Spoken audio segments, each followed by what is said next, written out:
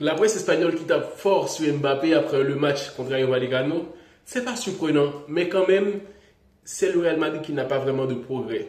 Et Vinicius, qui aurait dû être le ballon d'or, il n'a pas vraiment progressé. Oui, Vinicius est toujours bon, il montre toujours son talent, mais quand même, il n'y a pas de progrès collectif dans le jeu et il y a un manque flagrant de fraternité sur le terrain. Ouais, c'est grave. Pourtant, pour les Barcelonais, c'est différent. C'est plus de rassurance à chaque match. Surtout le match contre Benfica. C'est le match de la saison qui démontre à chaque étape que cette équipe-là monte en puissance. Parce que c'est un match où le FC Barcelone était en difficulté en Ligue des Champions. Donc, ils ont quand même remporté le match à 10 contre 11 avec un Rafinha phénoménal. Les stats, waouh, il est toujours décisif le mec. Ça ne m'étonne pas vraiment ce qui sort dans la presse. Il faut juste regarder les gestes de Mbappé sur le terrain, ses déplacements, pour avoir une idée de comment c'est au Real Madrid. Oui, il y a beaucoup d'interprétations qu'on peut juger un peu à l'excès, dans le sens que, ouais, entre Vinicius et Mbappé, c'est la guerre. Non, c'est pas la guerre.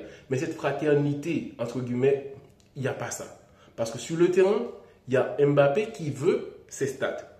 Bellingham est dans la même ligne aussi. Je veux mes stats. Parce que tous ces joueurs-là, Vinicius, Mbappé et Bellingham, rêvent de remporter le ballon d'or. Encore plus, Bellingham a frôlé le ballon d'or par rapport à ses stats. C'est un joueur qui veut toujours marquer. Et s'il n'arrive pas à marquer, il est un peu frustré. Tout comme Mbappé, quand il sort dans un match, c'est clair, il y a des signes. Mbappé, c'était difficile de le faire sortir dans un match, même quand le Real gagnait et avait l'avantage, plus de 4 buts à 0, Mbappé était sur le terrain. Pourtant, ces derniers matchs, 75e minute de jeu, Mbappé dehors. Vous interprétez ça comme vous voulez. Mais quand même, c'est un mec qui n'est pas là pour aider le collectif. C'est le mec qui défend le moins et qui donne moins de passes décisives. Pourtant, quand on voit les performances de Vinicius, il est individuel, il a marqué un très beau but, à lui tout seul, il a tout fabriqué, mais quand même c'est un mec qui décale sur un côté pour faire des centres en retrait pour un attaquant, pour quelqu'un qui se positionne très bien en tant que neuf. Mais Mbappé n'est jamais là. Mbappé n'est pas là par rapport à quoi? Parce qu'il veut toujours être devant la scène. Quand Rodrigo est sur le côté droit, Mbappé il sort. Franchement, il revient presque au milieu de terrain pour toucher le ballon. Il fait ça pareil un peu partout. C'est pas le problème, mais il faut que ça se fasse quand c'est nécessaire.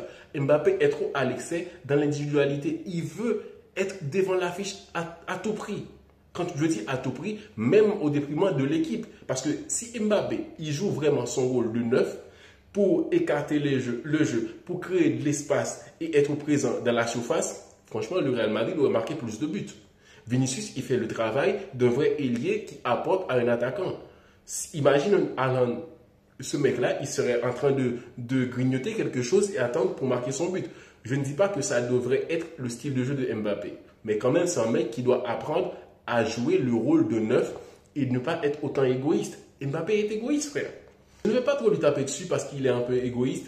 C'est quand même le haut niveau. Pour survivre, il faut avoir de l'ambition. Un joueur ambitieux, il veut avoir les meilleurs salaires, les meilleurs trophées et tout ça. Mais c'est dans l'excès que ça nuit.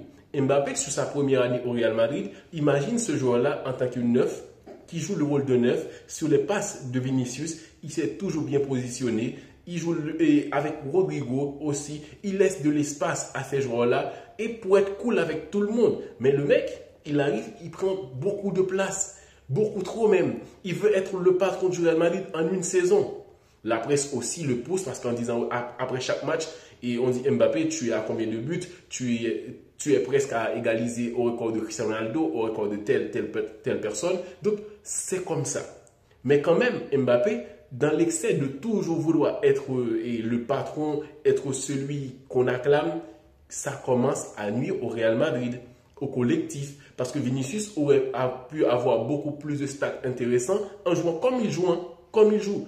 Pas en essayant de faire quelque chose de plus, mais être collectif, c'est ça. Vinicius, il peut faire sortir des choses individuelles, tout comme collectif, c'est presque à égalité. Mais pour Mbappé, c'est individuel, frère.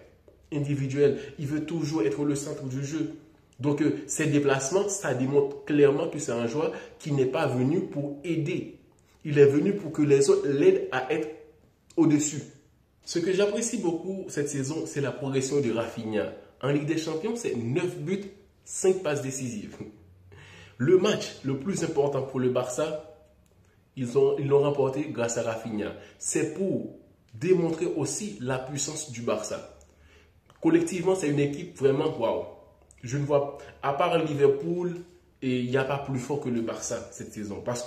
Mais le Barça, je dirais même qu'il surpasse Liverpool. Parce qu'ils ont, c'est pas inventé, mais ils ont imposé quelque chose, le piège hors jeu. Et en plus de ça, il y a des individualités qui peuvent te vraiment flinguer. Rafinha contre Benfica, il a prouvé le mec qu'il n'y a pas que le collectif du Barça qui est puissant, mais quand même l'individualité de Rafinha en a fait parler. Parce que sur une action, le mec, il a marqué.